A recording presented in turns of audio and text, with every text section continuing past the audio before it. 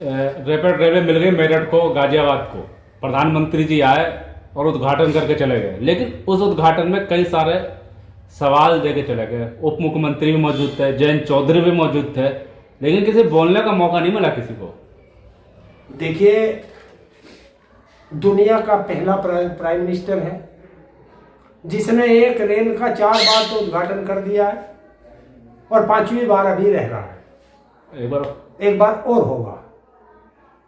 देखिए, साहिबाबाद में किया, दुहाई में किया, एक इधर राजेंद्र नगर क्या बोलते हैं वहां किया, दिल्ली है, और चौथी दफे कल मेरठ में किया, और 5वीं दफे सराय काले खां पे करना पड़ेगा। अभी तो एक चरण और रह रहा।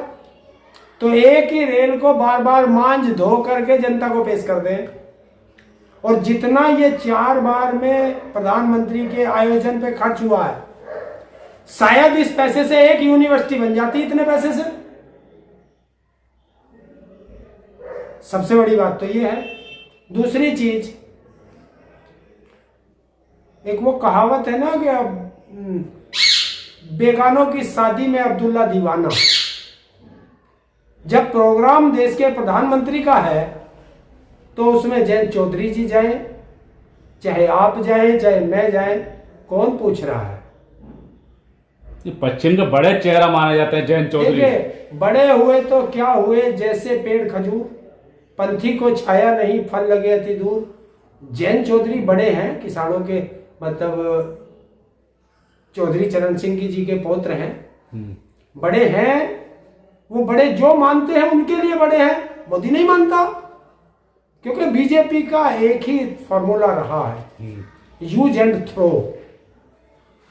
तो क्या जब तक जरूरत होगी वो यूज करेंगे, तुम्हारा सम्मान करेंगे, और जिस दिन उनकी जरूरत पूरी हो जाएगी वो आपको धुतकार देंगे।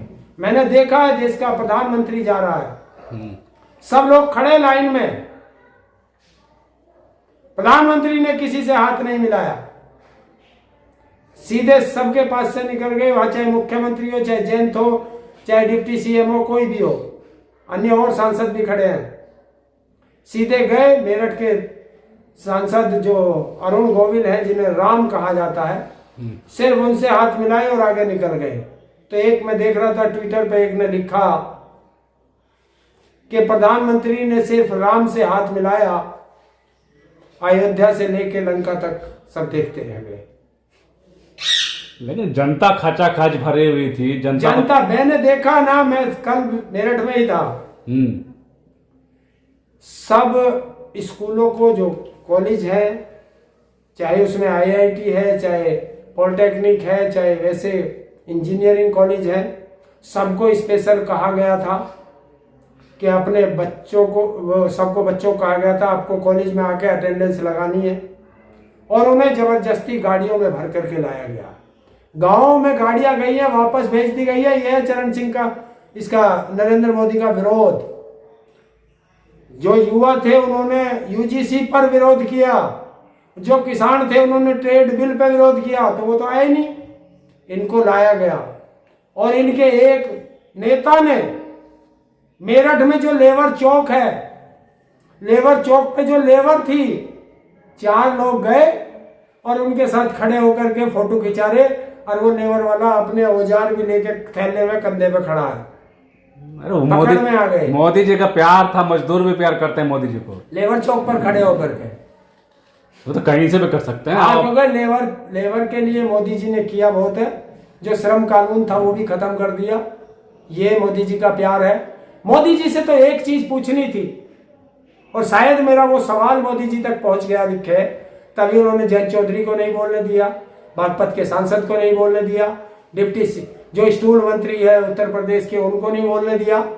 एक तो आ ही नहीं था डिप्टी सीएम, वो कहीं मैंने सुना है वो शायद विदेश में है। कौन सी बात सुन ली मोदी जी ने आपको? वो जो मैंने पूछा था एक दिन पहले कि नरेंद्र मोदी जी आएंगे, तो जो 2017 में इसी मेरठ में खड़े होकर के देश के प्रधानमंत्री के रूप में वो कह करके गए थे कि 2017 में जब बीजेपी की सरकार उत्तर प्रदेश में बन जाएगी तो मैं चौधरी चरण सिंह किसान कल्याण कोष की बनाऊंगा, और उसमें 1000, 500, 700 करोड़ रुपए तो मैं ऐसे ही डाल दूंगा। ताकि किसानों का भला हो। वो पता नहीं चौधरी चरण सिंह किसान कल्याण को सब ट्रंप ले गया क्या उठा करके। अरे किसानों को पता ही नहीं किसानों के बड़े नेता, जाटों के बड़े नेता जयंत चौधरी मंच में मौजूद थे और पश्चिमी उत्तर प्रदेश के बड़े चेहरा 2027 में यूज करेंगे उनका। तो बोलने तो उन्हें दिया नहीं गया।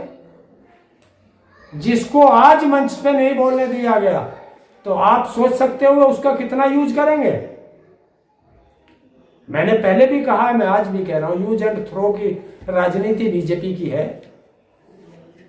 और ये आरएलडी वालों को सोचना चाहिए कि उनके बड़े नेता, उनके सबसे बड़े नेता चौधरी चरण सिंह जी के पौत्र और आरएलडी के राष्ट्रीय अध्यक्ष क्या मंच पर हथेली बजाने, ताली बजाने के लिए बुलाए गए थे, जो उन्हें अपनी जनता को अपने गृह जनपद में भी उनको जो है बोलने का मौका नहीं दिया गया।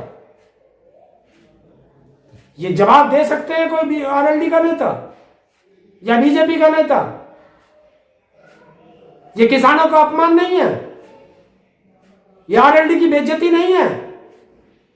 जो मानेगा उसके लिए है, जो नहीं मानेगा उसके लिए तो कुछ भी नहीं है। किसानों ने पूछा था 2014 में, नरेंद्र मोदी ने कहा था गन्ने का रेट 450 रुपए करूंगा, वो साल आज तक नहीं हुआ।